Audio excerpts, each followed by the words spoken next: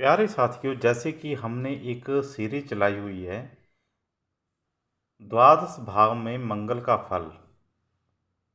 तो हमने मेष लगन से लेकर मीन लगन तक प्रथम भाव में मंगल के फल के बारे में मैंने आप लोगों को बताया। अब मैं मेष लगन से लेकर मीन लगन तक प्रथम भाव में मंगल के फल को बताया। अब मैं द्वितीय भाव में मंगल के फल को बताने जा रहा हूँ। तो आज मैं सिर्फ 4 लगन लूँगा, 4 लगन अगले काल लूँगा।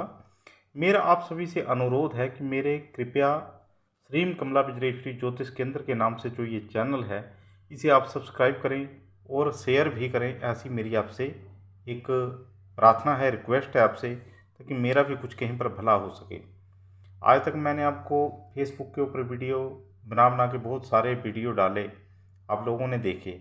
आज मैं थोड़ा सा यूट्यूब के ऊपर भी ये करिश्मा करना चाहता हूँ। तो आप कृपया मेरा साथ दें और मेरे चैनल को सब्सक्राइब और शेयर करें, और साथ में मेरे नॉलेज को भी परखें कि कहाँ तक मैं आपको जो ये बता रहा हूँ अपनी कुंडली के ऊपर अप्लाई करके देखिए, ये सूत्र बिल्कुल ठीक बैठेंगे। तो मेष लगन के ऊपर आज हम चर्चा करते हैं। देखिए, मेष लगन की कुंडली में जब भी मंगल दूसरे भाव में बैठ जाएगा, तो मंगल की एक तो लग्नेश है और मंगल दूसरे अष्टमेश है।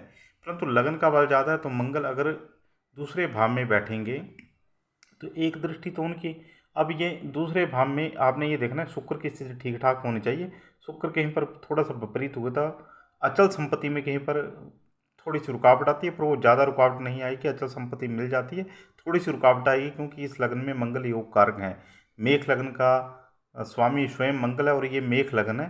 तो मेष लगन में अगर मंगल दूसरे भाव में भी आ जाए तो कोई बड़ी दिक्कत परेशानी पैदा नहीं करते। अगर मंगल के साथ शुक्र के साथ नैसर्गिक मित्र, शुक्र के साथ तत्कालिक मित्रता, यानी कि शुक्र यहाँ यहाँ यहाँ पे हूँ, यहाँ यहाँ यहाँ पे हूँ, या फिर शुक्र यहाँ यहाँ और यहाँ पे हूँ, तो फिर कोई बड़ी दिक्कत पैदा नहीं करेंगे, बहुत अच्छा फल देंगे। मंगल की एक दृष्टि तो यहाँ पे होगी पंचम भाव पर। ऐसा व्यक्ति बड़ा तार्किक होगा, बड़ा विद्वान होगा, बुद्धिमान होगा, संतान, एजुकेशन सभी के सुखों को प्राप्त करेगा। बहुत अच्छे यहाँ पे मंगल के परिणाम आपको देखने को मिलेंगे। सूर्य की स्थिति अच्छी हो तो परिणाम और भी ज़्यादा उभर के आप लोगों के सामने आएंगे। विद्या बुद्धि का स्थान है, ये जनता का स्थान है, जनता के धन का स्थान है। ये सारे सुखों का मतलब दूसरे भाव में बैठे मंगल, धन स्थान में बैठे हुए मंगल जब पंचम भाव को देखेंगे तो कहीं पर जनता के धन से भी ऐसे व्यक्ति को, यानी कि जनता के द्वारा भी ऐसे व्यक्ति को लाभ प्राप्त होने की संभावना रहेगी। जब यहाँ पे मंगल की दृष्टि अष्टम स्थान के ऊपर जाएगी तो अपनी राशि या तो आयु को निश्चय ही बढ़ा देंगे, भूमि भवन मकान के सुखों को बढ़ा देंगे, या तो गुप्त संपत्ति मिलेगी या फिर भूमि से संबंधित भूमि भवन मकान के सुख ऐसे व्यक्ति को प्राप्त होंगे। क्योंकि ये इस राशि में जब मंगल देखेंगे तो ये अपनी मंगल के स्वयं की राशि है, तो इस तरह के सुखों को, भूमि भवन मकान इत्यादि के सुखों को बढ़ा देंगे। कॉमन सेंस ऐसे व्यक्ति की बहुत अच्छी होगी। गुप्त विद्याओं की, गुह्य विद्याओं की तरफ ऐसे व्यक्ति का रुझान होगा। परा विद्याओं की तरफ ऐसे व्यक्ति का रुझान होगा। अगर कहीं पर बृहस्पति की दृष्टि मंगल पर पड़ जाए या अष्टम स्थान पर पड़ जाए तो व्यक्ति तंत्र मंत्र इत्यादि जो ये क्षेत्र है तंत्र मंत्र का, परा विद्याओं का क्षेत्र है, इसमें बहुत ज़्यादा उन्नति प्राप्त करेगा। भाग्य का भी बड़ा अच्छा सुख प्राप्त होगा, क्योंकि अपनी राशि बृहस्पति की राशि है और मंगल की दृष्टि यहाँ पे मित्र राशि के ऊपर होगी, तो भाग्य के द्वारा भी ऐसे व्यक्ति को लाभ प्राप्त होगा। तो भाग्य का भी सहारा मिलेगा। कुल मिला के मेष लगन की कुंडली में दूसरे भाव में बैठे मंगल का बहुत अच्छा परिणाम आपको देखने को मिलेगा। परंतु शुक्र की स्थिति भी अच्छी होनी चाहिए। अगर तत्कालिक मैत्री में हुए तो बहुत अच्छे परिणाम मिलेंगे। यहाँ पर अगर आप देखें तो मंगल दूसरे भाव में बैठ जाएंगे और कहीं पर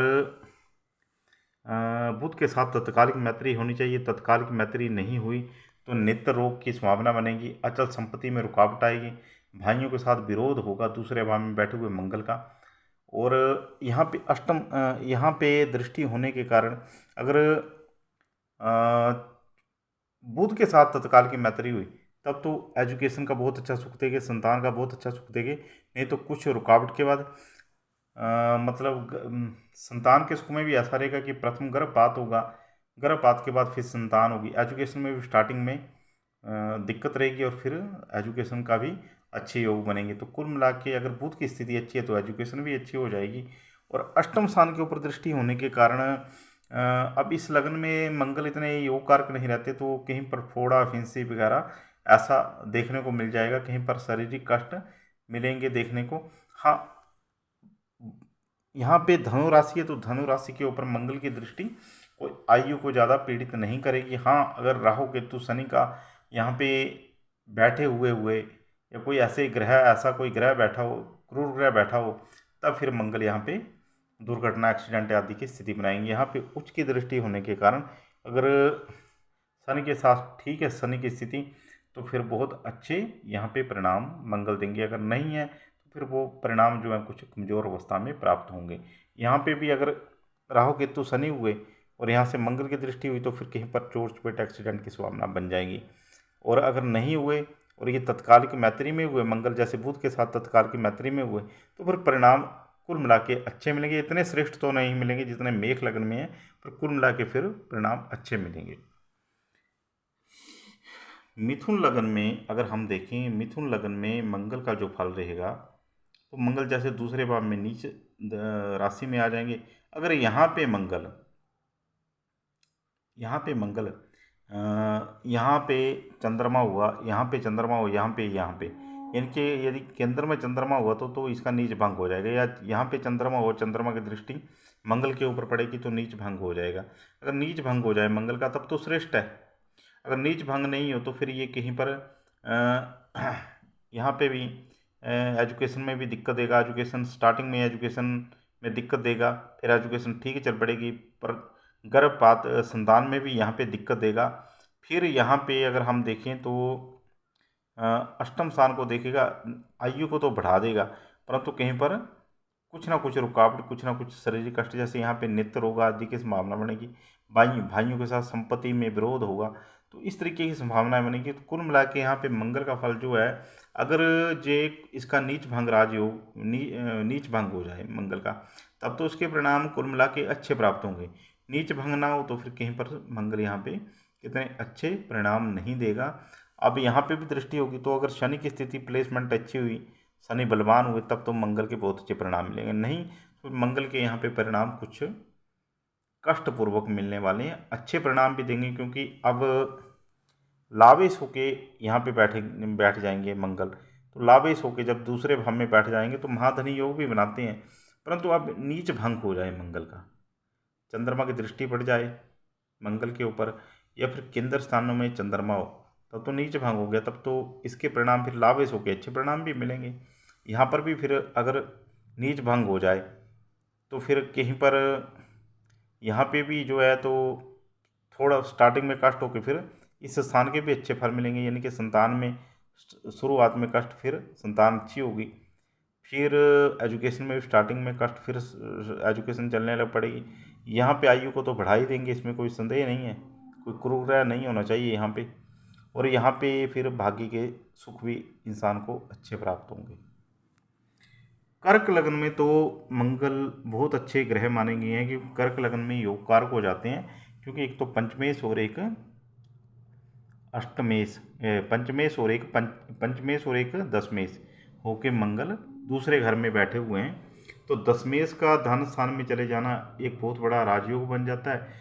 कर्क लग्न में वैसे भी मंगल राजयोग कारक होते हैं, कर्क लग्न के मंगल को बहुत अच्छा माना गया है। तो यहाँ पे अगर आप देखें तो मंगल, एक तो यहाँ पे देखेंगे ऐसा व्यक्ति उच्च श्रेणी का विद्यार्थी होगा, क्योंकि मंगल की दृष्टि पंचम स्थान के ऊपर होगी, यहाँ पे बृहस्पति की दृष्टि हुई, तो फिर ऐसा व्यक्ति उच्च श्रेणी का विद्यार्थी होगा। और अचल संपत्ति बहुत अच्छी देंगे यहाँ पे मंगल, अचल संपत्ति धन बहुत अच्छा देंगे, क्योंकि अपनी मित्र राशि में बैठे हुए हैं, योग कारक भी हैं इस कुंडली में। यहाँ पे दृष्टि होगी तो फिर संतान और एजुकेशन के बहुत अच्छे सुख प्राप्त होंगे ऐसे इंसान को। कहीं पर अष्टम स्थान के ऊपर दृष्टि, अब यहाँ पे मंगल को अगर शनि की स्थिति अच्छी हुई तो फिर मंगल यहाँ पे इतना दुष्परिणाम नहीं देंगे, क्योंकि मंगल के पास, मंगल इसके लगन के लिए योग कारक हैं, तो इतने घातक परिणाम या कोई चोट दुर्घटना आपको देखने को फिलहाल नहीं मिलेगी यहाँ पे दृष्टि होने के कारण भी। हाँ, अगर यहाँ पे कोई शनि है, राहु केतु ऐसे कोई ग्रह बैठे हुए तब अलग बात है। वैसे मंगल की यहाँ पर भी दृष्टि कोई बड़ा खराब करने वाली नहीं है, यहाँ पे भाग्य के सुखों को बहुत अच्छा बढ़ा देंगे। तो कुल मिला के कर्क लगन के लिए तो मंगल राजयोग कारक ग्रह है। और कहीं पर मंगल का अगर दुष्परिणाम भी मिल रहा हो, तो कर्क लगन वालों के लिए तो उनके इष्ट देव जो है हनुमान बनते हैं। तो हनुमान की आराधना ऐसा व्यक्ति करे तो बहुत अच्छे परिणाम प्राप्त कर सकता है। कहीं पर चमेली के तेल में सिंदूर मिलाकर हनुमान जी को लेप करना चाहिए। मंगलवार को मीठा बांटना चाहिए, तो कर्क लगन वालों का मंगल राजयोग हो जाता है।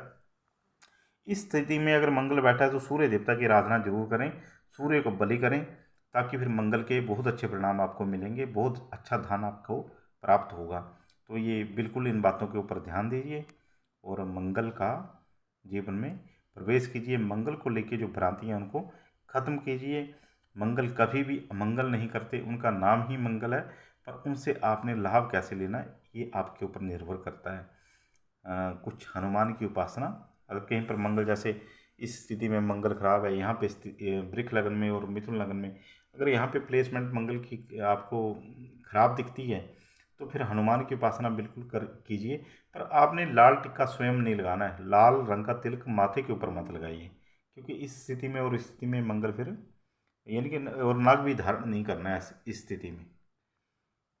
मेष लगन में नाग कहीं पर अगर यहाँ पे बैठा हो मंगल तो कर सकते हैं। मेष लगन में बैठा हो मंगल, पर आपने ये देखना कि गुस्सा तो नहीं बढ़ रहा है। यहाँ पे बैठा हो मंगल तो भी नाग धारण किया जा सकता है, यहाँ पे भी किया जा सकता है, परंतु ये देखना है कि गुस्सा अगर बढ़ रहा है तो फिर नाग मेष लगन वाले भी धारण ना करें। कर्क लगन में भी, कर्क लगन के लिए तो वैसे ही योग है मंगल, तो इस लगन में तो मूंगा धारण किया जा सकता है, परंतु क्रोध देखना, क्रोध नहीं आना चाहिए। अगर आदमी के अंदर क्रोध की मात्रा बढ़ती है तो फिर नाग धारण